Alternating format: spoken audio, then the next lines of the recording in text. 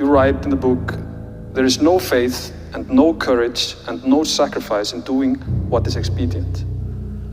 What do you say to those viewers that don't pursue their dreams and are locked in their careers because they are too afraid to take risks and pursue something meaningful? Well, the first thing I would say is, well, you should be afraid of taking risks and pursuing something meaningful.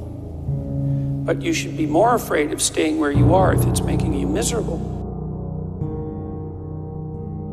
You're paying a price by sitting there being miserable. You might say, well, the devil I know is better than the one I don't. It's like, don't be so sure of that.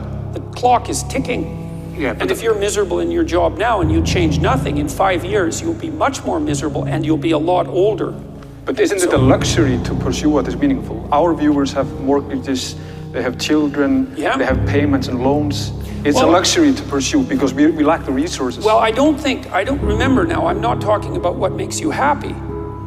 It's a luxury to pursue what makes you happy. It's a moral obligation to pursue what you find meaningful. And that doesn't mean it's easy. It might require sacrifice.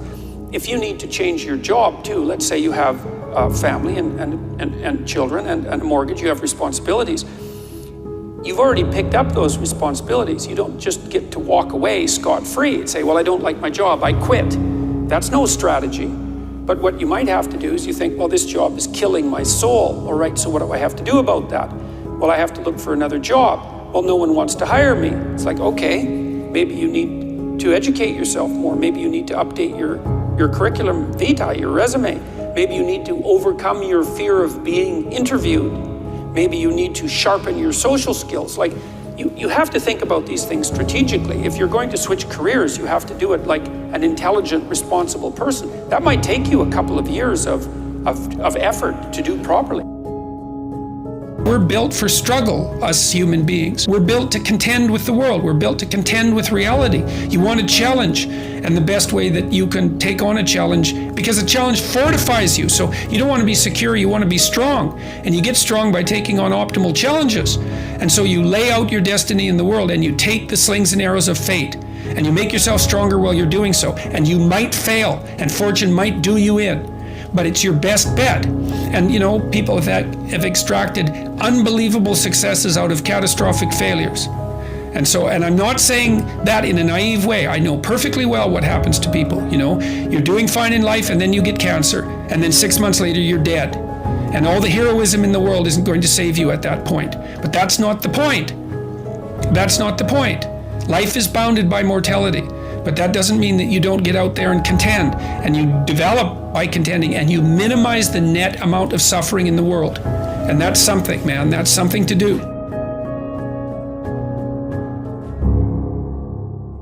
Compare yourself to who you were yesterday, not to who someone else is today. Because you need to have a hierarchy of improvement. You need to be aiming for something, and that means you're going to be lesser than people who've already attained along that dimension. So the question is, who should you defeat in the final analysis? And the answer is, you should defeat your former self. You should be constantly trying to do that. And you're the right control for yourself too, because you're the one who's had all your advantages and disadvantages. And so if you want to compete fairly with someone, then you should be competing with you. If you're improving yourself, then what you are doing is competing with your lesser self. And then you might also ask, well, what is that lesser self? And that lesser self would be resentful and bitter and aggressive and vengeance-seeking, and all of those things that go along with having a negative moral character. And those are things that interfere with your ability to progress as you move forward through life. So it's very necessary to understand that this is why, you know, I've been stressing this idea of personal responsibility. It's like, well, personal responsibility is to compete with yourself, is to be slightly better than yourself the next day. And it better in some way that you can actually manage, and that's humility. Like, well, I'm a flawed person, I've got all my problems. Could I be as good as person X? It's like not the right question. The right question is, could you be slightly better tomorrow than your currently flawed self?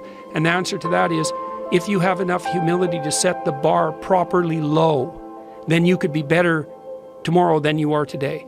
And you might say, well, what's the right way of being in the world, if there is such a thing? And it's not acting according to a set of rules. It's attempting continually to transcend the flawed thing that you currently are. And what's so interesting about that is that the meaning in life is to be found in that pursuit. So I've been laying that out in these discussions too, because it's saying, well, The fundamental issue is that life is tragic and difficult, very tragic and difficult for everyone.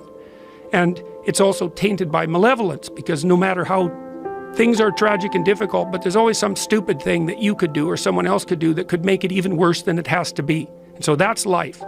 And you need an antidote to that, because that can embitter you. Constant contact with that, just the tragedy, but the tragedy combined with betrayal and malevolence, that makes it even worse, especially if it's self-induced. Okay, so you need something to set against that so you don't get bitter and resentful. Well, what do you set against that? Doing something worthwhile. By your own definition, say. You need some reason to get the hell out of bed on a terrible day because you've got something good to do. Well, what's the best thing you can do?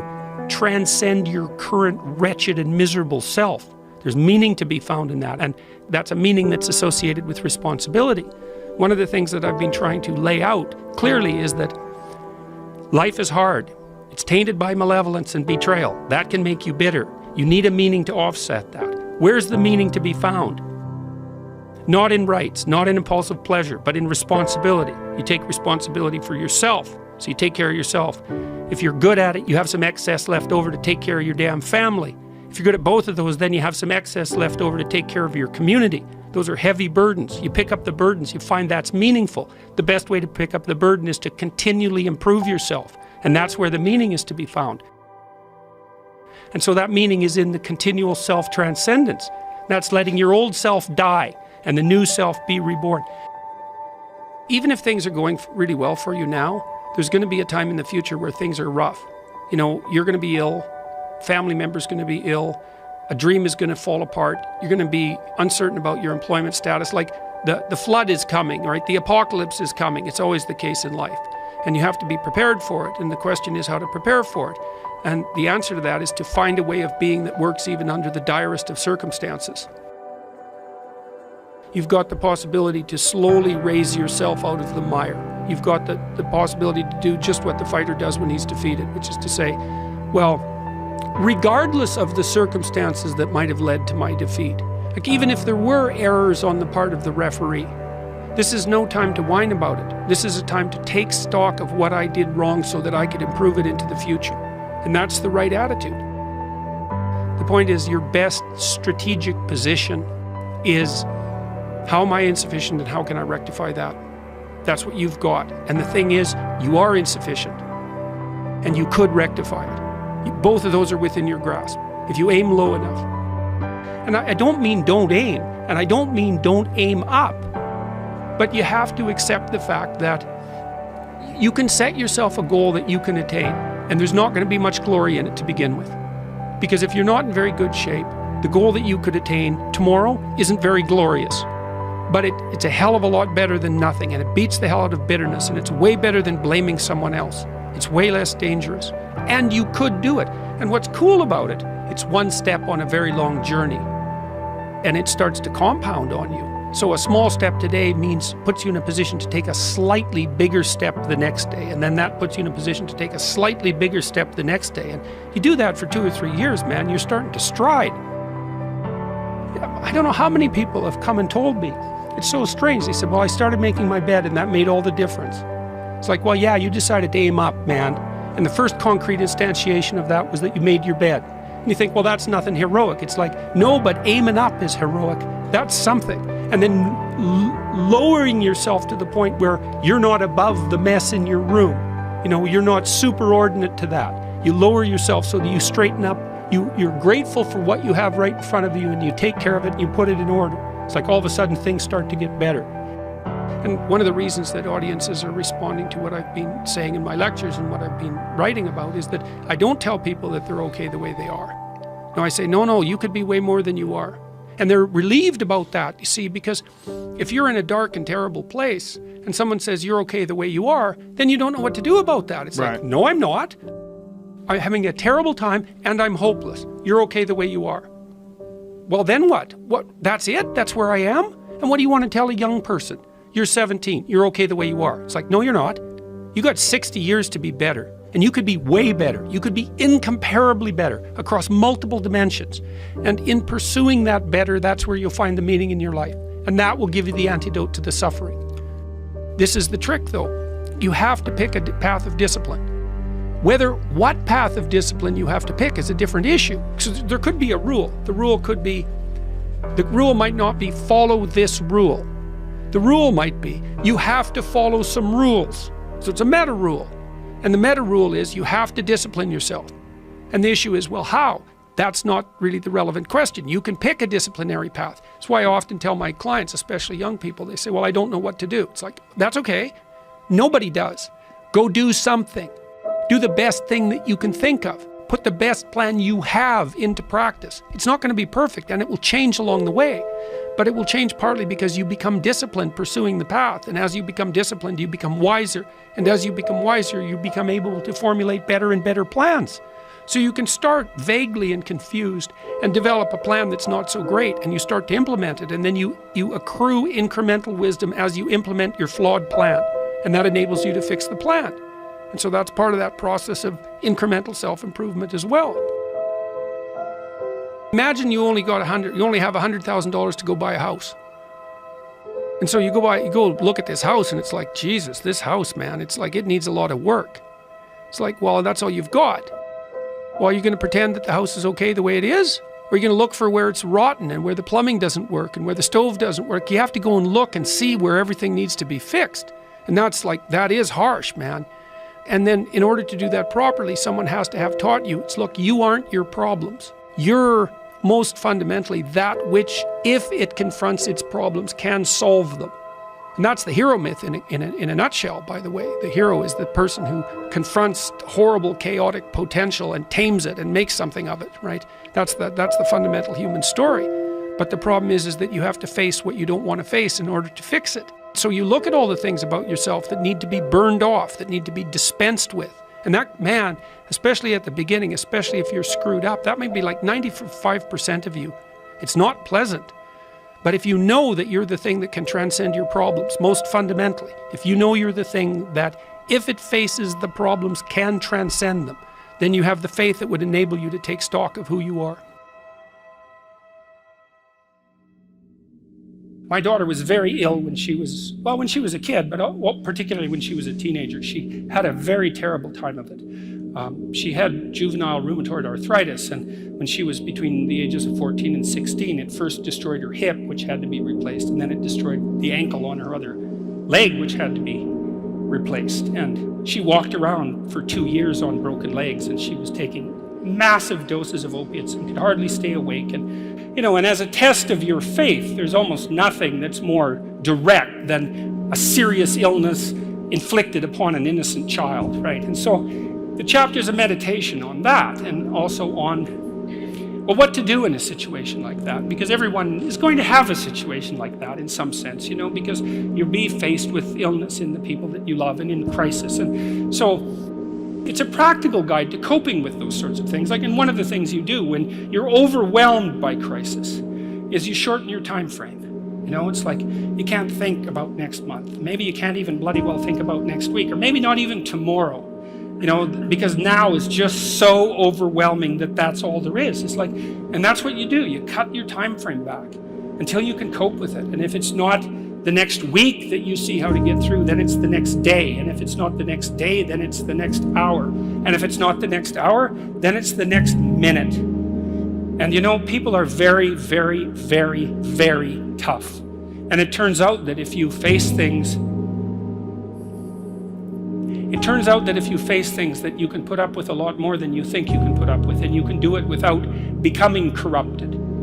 You have to be alert when you're suffering. You have to be alert to the beauty in life, the unexpected beauty in life. And you have to look for that little bit of sparkling crystal in the darkness when things are bad. You have to look and see where things are still beautiful and where there's still something that's sustaining. And you narrow your time frame, and you be grateful for what you have, and that can get you through some very dark times. And maybe even successfully if you're lucky. But even if unsuccessfully, then maybe it's only tragic and not absolute hell.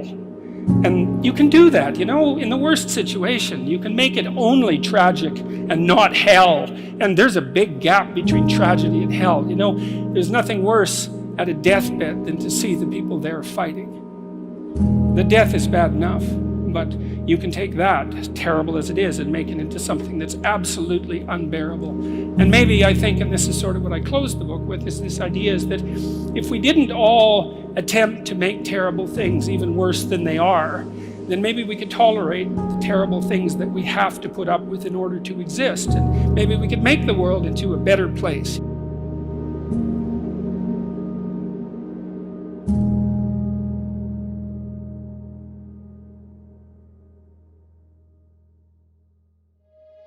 It's a constant storm to try to figure out what you're about, and you change.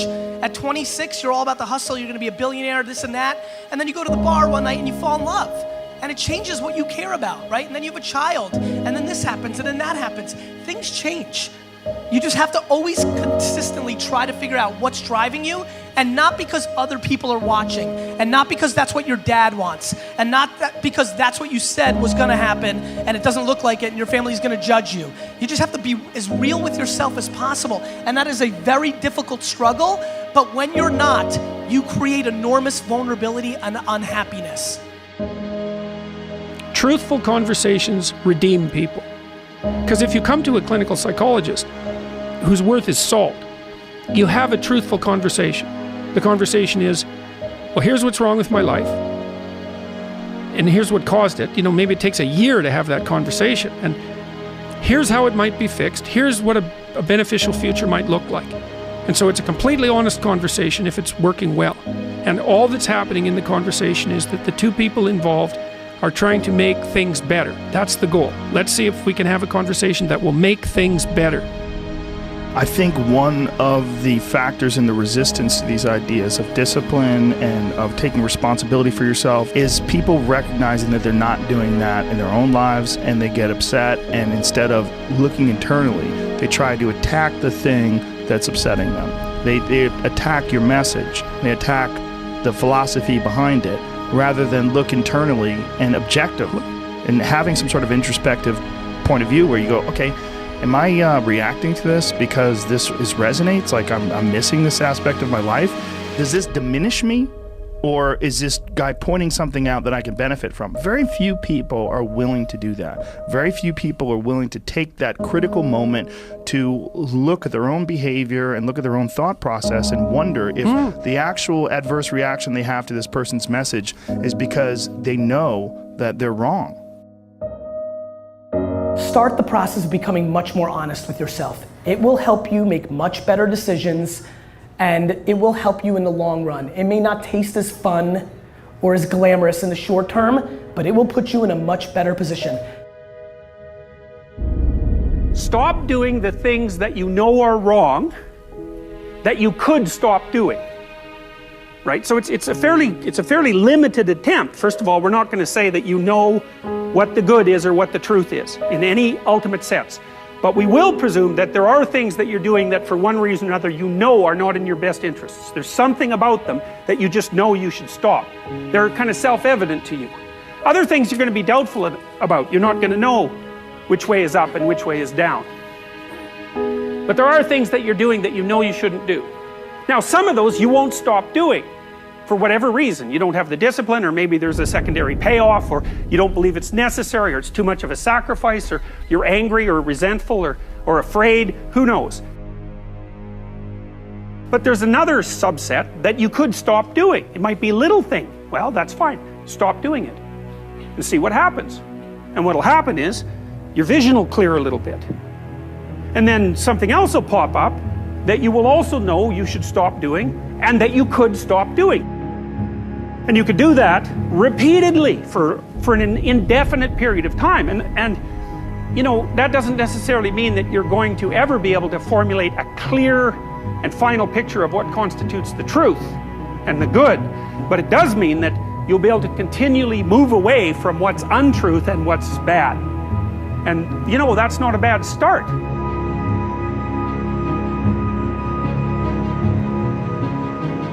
Discipline, it does start with waking up early. It really does. But that is just the beginning. Discipline is the root of all good qualities. But you have to absolutely apply it to things outside of just waking up early. It's everything. It's working out every day, making yourself stronger and faster and more flexible and healthier. It's about disciplining your emotions so you can make good decisions. It's about doing the tasks that you don't necessarily want to do, but that you know will help you. And that's what discipline is. Discipline means taking the hard road, the uphill road, to do what's right.